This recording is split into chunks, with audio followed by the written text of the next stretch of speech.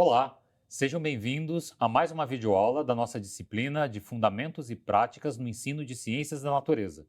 Eu sou o professor Dr. William José Ferreira e te acompanho nessa jornada de aprofundamento, de experimentação e de práticas científicas.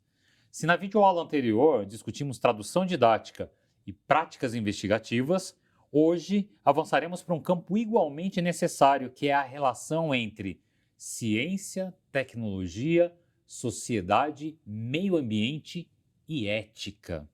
A BNCC nos orienta a desenvolver habilidades como argumentar com base em dados, analisar informações, assumir posicionamentos responsáveis diante das questões que envolvem ciência e tecnologia. Mas isso pede mediação. Isso requer o foco desse nosso bate-papo, que é a formação ética e cidadã no ensino de ciências.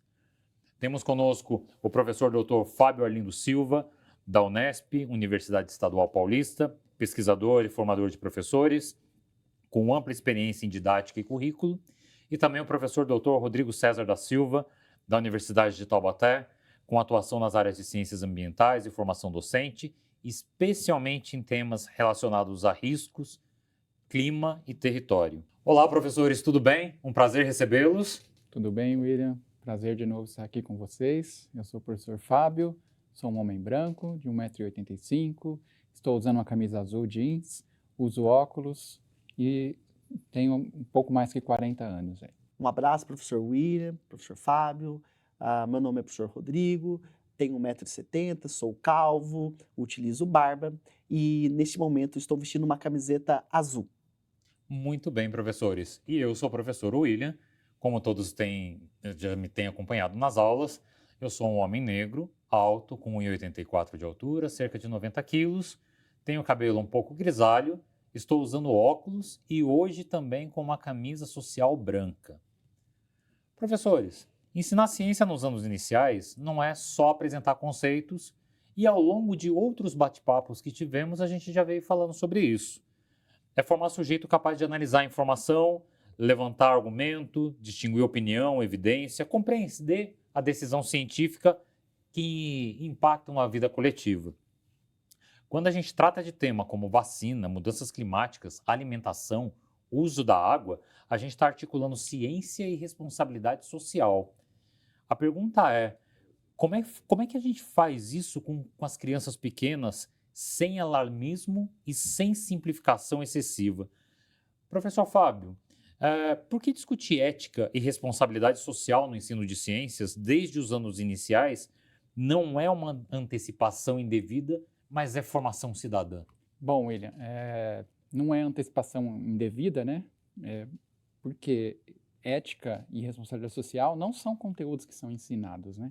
São posturas, né? São compromissos, são atitudes, né? Que devem ser abordados nas idades mais tenras, né?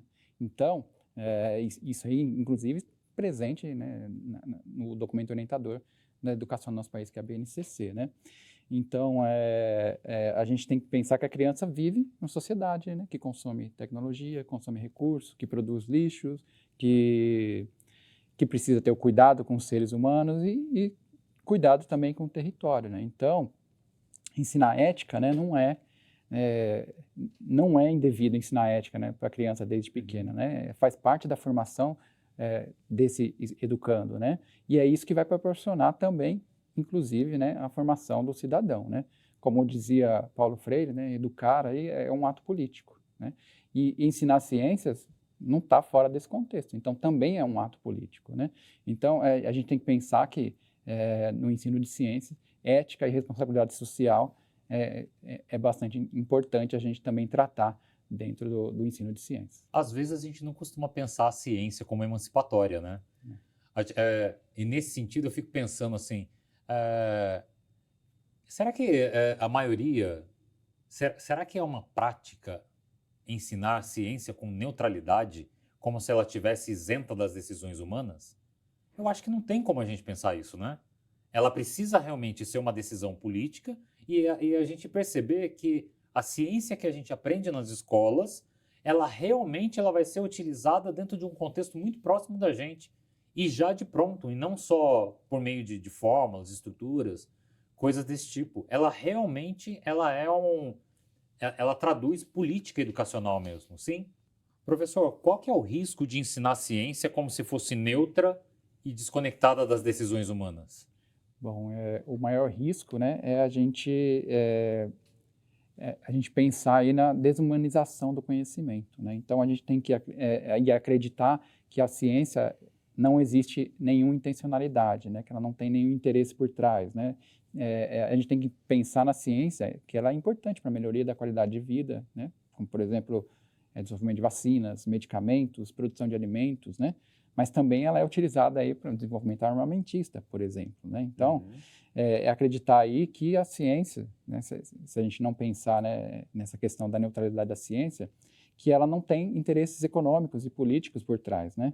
E isso abre portas aí, né, para negacionismos, né, na ciência, para manipulação, podendo levar aí a dogmatismos, né, e também alienações, né? Que não é isso que a gente espera, né, que aconteça dentro do contexto educacional. O Rodrigo, o Fábio destacou bem, e ele até colocou um assunto no meio, que é o desenvolvimento, né? Desenvolvimento científico, ele leva à evolução tecnológica, e a gente não pode dissociar isso também, por exemplo, do desenvolvimento armamentista, que é um conceito, é muita tecnologia que é envolvida dentro desses processos, e dentre outros temas de ciências que a gente acaba trabalhando, que podem levar a medo e alarme por parte dos estudantes. Como é que a gente pode levar assuntos desse tipo, de desastre, de eventos climáticos extremos, de desenvolvimento de indústrias de defesa? Como é que isso tudo pode aparecer, especialmente quando a gente pensa na educação nos anos iniciais? Veja, professor William, o aluno dos anos iniciais, o estudante, ele é uma esponja. Ele tem uma abertura muito grande, ele é muito atento, e muitas vezes nós subestimamos a capacidade do aluno, da capacidade onde ele consegue chegar com aquilo que o professor está introduzindo em sala de aula. Vamos pensar, por exemplo, sobre o prisma de mudanças climáticas e desastres, por exemplo.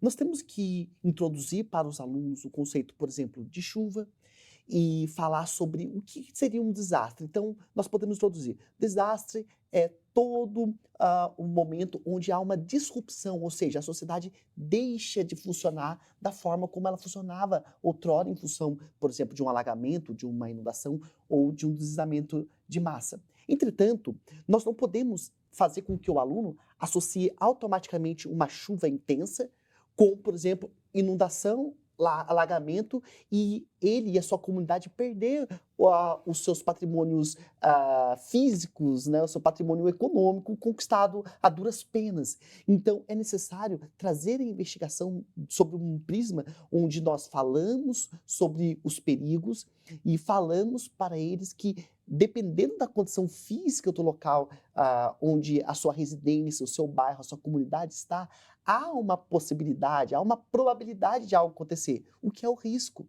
Então, a forma como você vai abordar o aluno, você tira ele de um alarmismo e traz a ele uma conscientização.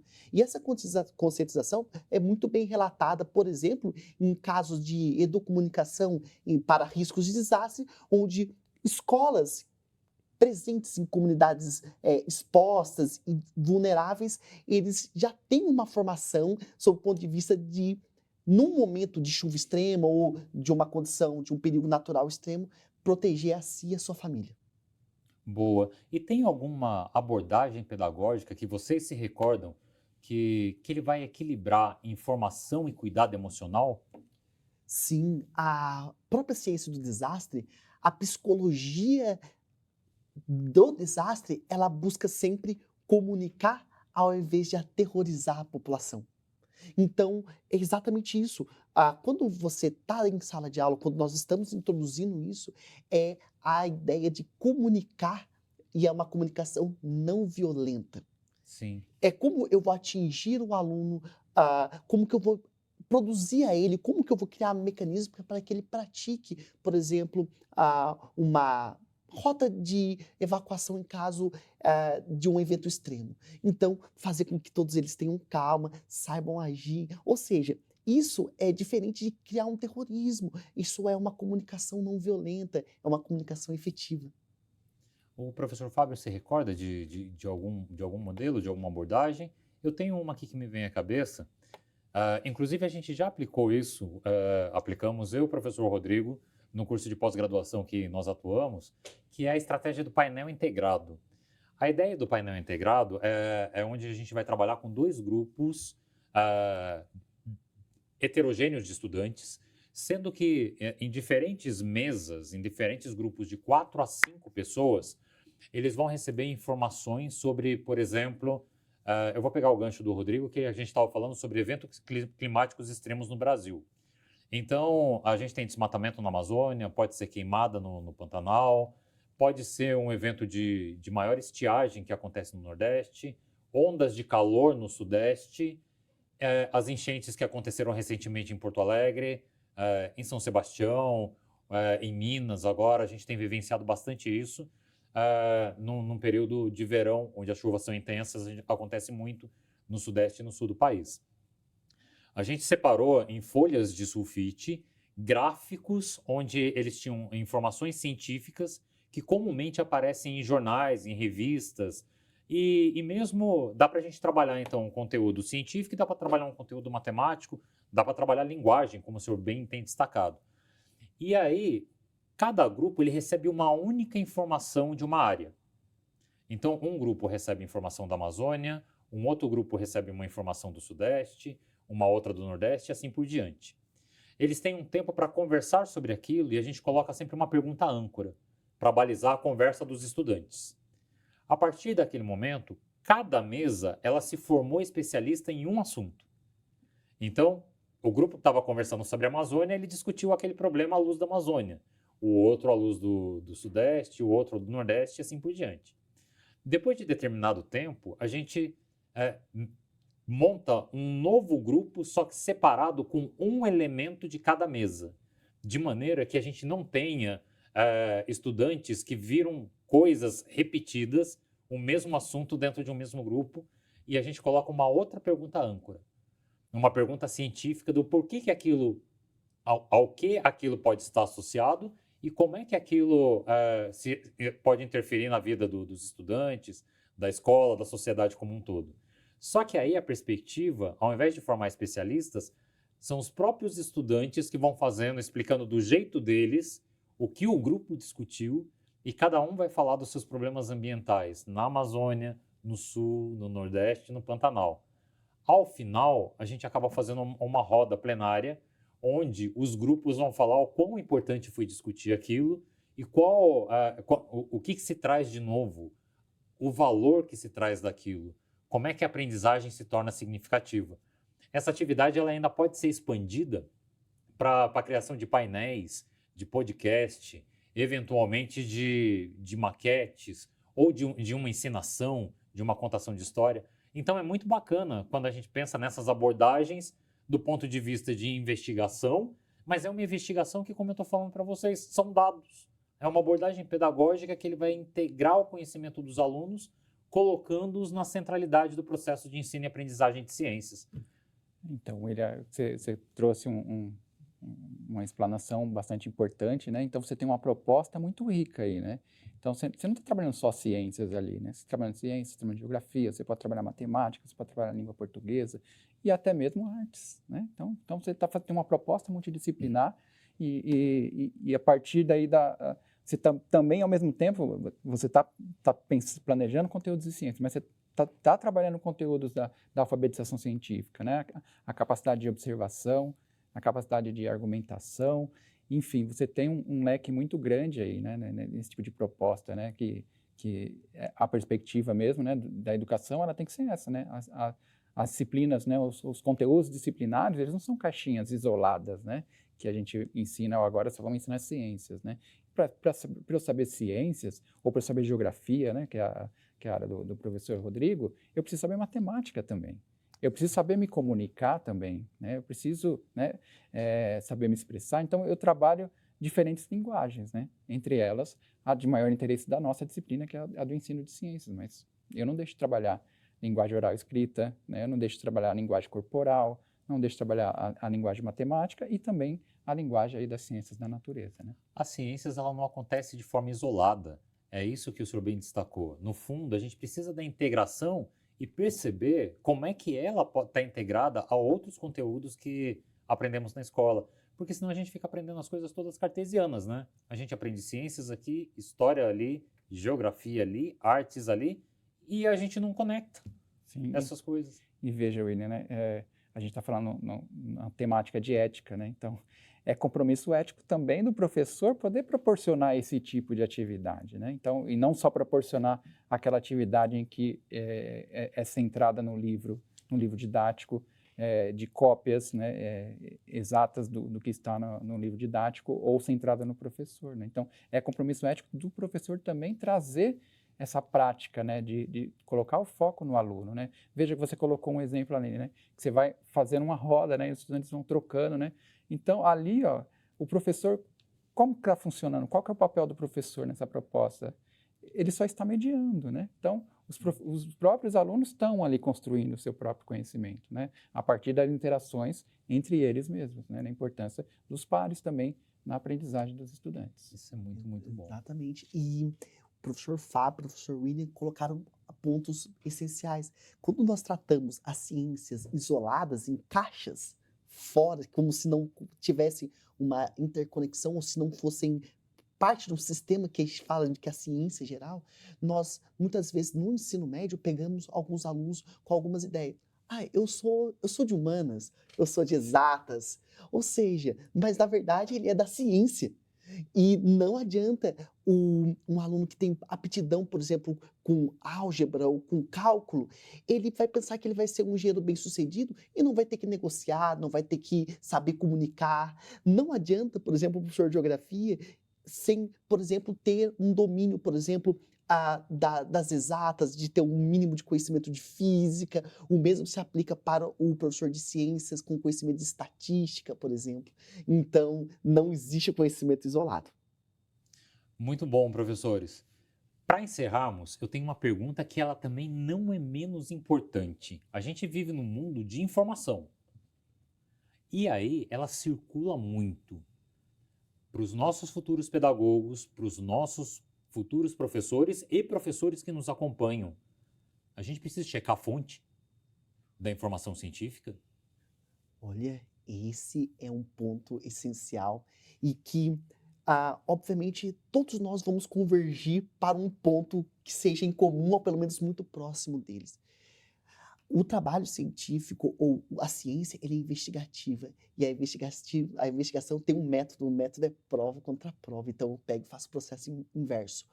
Em outras palavras, quando nós conversamos com os nossos alunos, transmitimos o conhecimento a eles, nós temos que, acima de tudo, estimular desde cedo a investigação sobre a fonte da onde vem aquele dado, aquela notícia, porque isso vai fazer com que os nossos estudantes eles já se desenvolvam, cresçam com um senso crítico aguçado.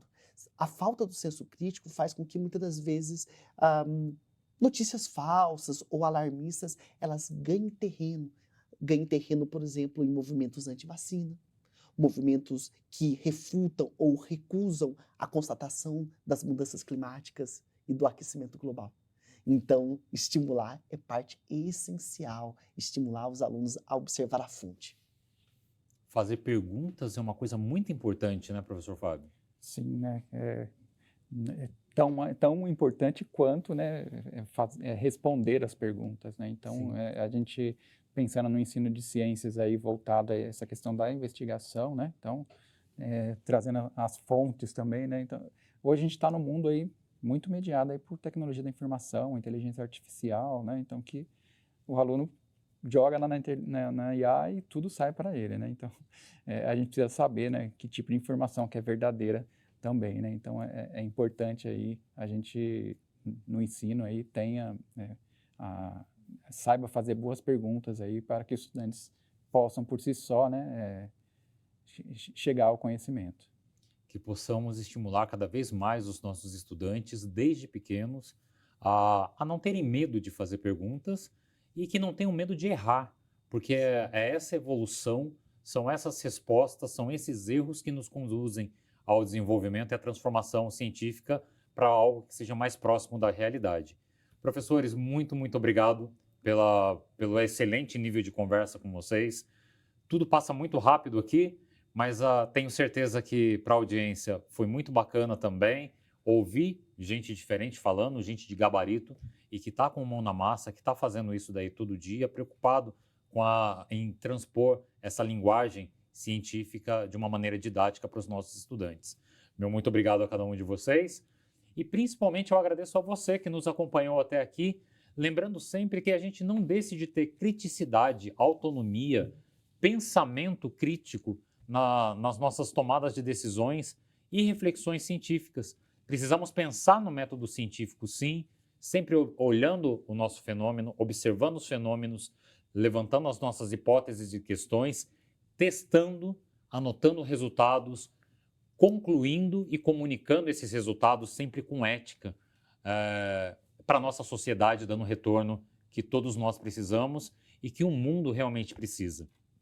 A gente vai continuar firme nas nossas aulas de fundamentos e práticas no ensino de ciências na natureza.